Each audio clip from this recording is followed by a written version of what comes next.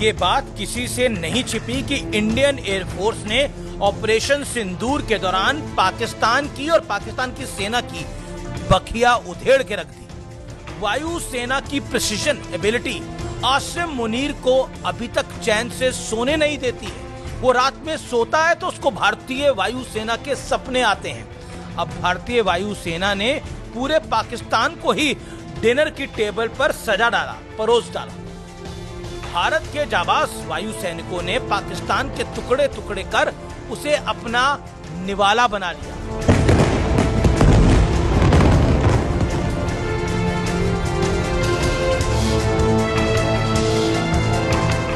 नमस्कार व्यूअर्स, मैं हूं अमीश देवगन और सत्य और तथ्य में आज बात होगी बालाकोट तिरामुसू, मुजफ्फराबाद कुल्फी, फलूदा, मुद्री के मीठा पान, बहावलपुर नान, जगोकाबाद मेवा पुलाव, सरगोदा दाल मखनी, भोलारी पनीर मेथी मसाला, रफीकी रारा मटन, रावलपिंडी चिकन टिक्का मसाला।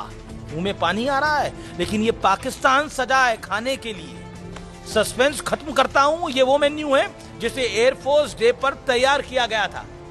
इसमें पाकिस्तान की उन लोकेशंस और टारगेट का नाम है जिन्हें हमारी एयरफोर्स ने ऑपरेशन सिंदूर के दौरान निशाना बनाया था और अब निवाला बनाया है। निवाला समझते हैं ना क्या होता है? इनमें आतंकियों के ठिकानों और पाकिस्तानी एयरबेस शामिल है। ये मेन्यू पाकिस्तानियों के जले कटे पर नमक का पूरा पहाड़ छिड़कने जैसा है। आसिम मुनीर चाहे तो 10 मेडल और ले ले, चाहे डबल फील्ड मार्शल बन जाए, लेकिन ये ऐसी बेइज्जती है, ऐसी दुर्गति है जो उनकी कई पीढ़ियां याद रखेंगी और उन्हें सपने में भी परेशान करेंगी। इससे पहले air chief marshal AP Singh, थल सेना अध्यक्ष जनरल उपेंद्र द्विवेदी, रक्षा मंत्री राजनाथ सिंह की तिगड़ी ने पाकिस्तान को फिर उनकी औकात याद दिला दी। कैसे? सुनिए। अगर सरक्रीक इलाके में पाकिस्तान की ओर से कोई भी हिमाकत की गई तो उसे ऐसा करारा जवाब मिलेगा कि इतिहास और भूगोल दोनों बदल जाएंगे मेरे साथियों। इस बार भारत देश पूरी तैयारी के साथ है और इस पर वो संयम नहीं रखेगा जो सिंदूर 1.0 में हमने संयम रखा।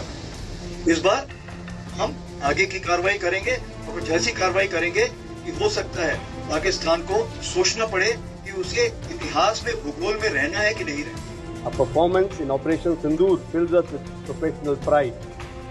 We prove to the world how air power can be effectively used in shaping military outcomes in just a few days.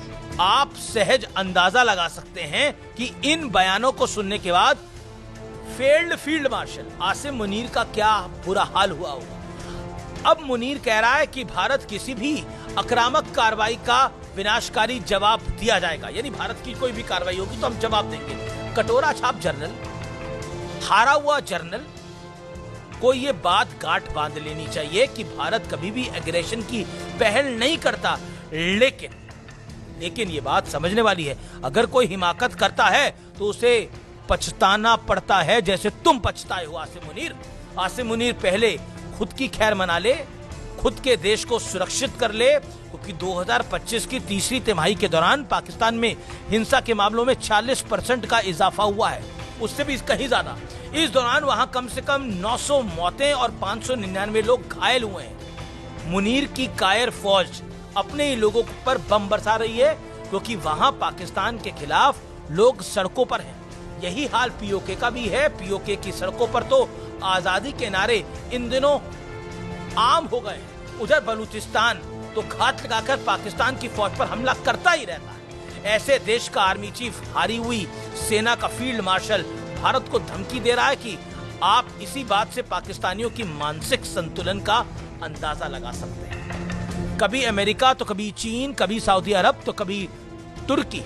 Pakistani जान से लेकर रोटी तक हर चीज के लिए इन देशों पर निर्भर है, मोहताज है इन देशों को। पाकिस्तान अपना आधा देश चीन को बेच चुका है बचे खुचे की बोली। हाल ही में मुनीर और पपेट पीएम शरीफ ने डोनाल्ड ट्रंप के दरबार में लगाए हैं ये लोग। खबर है कि अमेरिका से लौटते ही मुनीर ने अपने देश में खुदाई शुरू कर दी है और रेयर अर्थ मिनरल्स की पहली खेप वॉशिंगटन भेज भी दी। पाकिस्तान देश नहीं है, मंडी है, जहां इंसानों से लेकर पत्थरों तक की बोली लगती है और पाकिस्तान अपनी मातृभूमि को बेचकर मुनाफा कमाता है और फिर देश छोड़कर भाग जाते हैं ये लोग। जो भाग नहीं पाए तो वो मार दिए जाते हैं या फिर जेल में सड़ते रहते हैं। परवेज मुशर्रफ मरने तक अपने देश नहीं लौट पाया। नवाज शरीफ विदेश में है, इमरान खान जेल में है, बेनजीर भुट्टो मारी जा चुकी है, ज़िया-उल हक की भी हत्या कर दी गई थी। ऐसे सर्कस का करंट रिंग मास्टर भारत को धमका रहा है। सोचिए, ये काम पाकिस्तानी कर सकते हैं। खैर छोड़िए, मुनीर जैसों को भौंकने दीजिए। आप इंडियन एयरफोर्स का मेन्यू एंजॉय कीजिए और अगर आपके घर में भी दाल मखनी बने तो उसका नाम भी ये रखिए, चिकन करी बने तो उसका नाम ये रखिए।